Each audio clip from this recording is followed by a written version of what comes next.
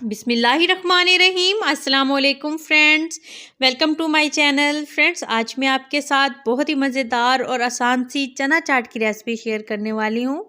तो चलिए शुरू कर लेते हैं। अगर आप मेरे चैनल पर नए हैं तो मेरे चैनल को सब्सक्राइब करें, मेरी वीडियोस को लाइक करें और शेयर करें फैमिली और फ्रेंड्स के साथ।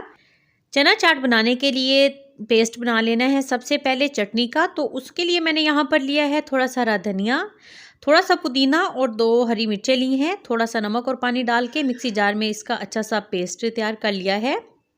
तो अब 1 बाउल दही का लिया है, इसमें जो हरा पेस्ट तैयार किया था वो डाल देना है।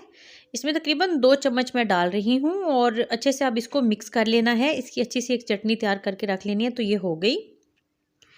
अब एक बाउल में उबले हुए चने डाल देने हैं। चनों को नमक डाल के उबाल लिया था। और इसके बाद अब इसमें उबले हुए आलू डाल देने हैं। ये मैंने लिए हैं 2 मीडियम साइज़ के आलू उबले हुए और 3 चम्मच बारीक कटा हुआ प्याज, 2 चम्मच बारीक कटा हुआ टमाटर डाल दिया है इसमें। और अब इसमें 2 हरी मिर्चें डाली हैं बारीक काट कर। और अब इसमें थोड़ा सा पुदीना डाल देना है, उसके पत्तों को बारीक काट लिया था। अब इसमें शामिल कर दिया है 1.5 चम्मच चाट मसाला और जो फिर चटनी तैयार की थी पहले वो डाल देनी है। ये आधी मैं अब डालूँगी, आधी मिक्स करने के बाद। तो बस इस तरीके से अब चम्मच की मदद से अच्छे से मिक्स कर लेना है इसको। ये बहुत ही झटपट और मज़ेदार सी रेसिपी तैयार हो जाती है। आप इस रेसिपी को लाजमन ट्राई कीजिएगा, आपकी फैमिली को ये बहुत पसंद आने वाली है रेसिपी। बहुत ही यूनिक और ज़बरदस्त सा इसका जायका होगा। तो ये तैयार हो गई।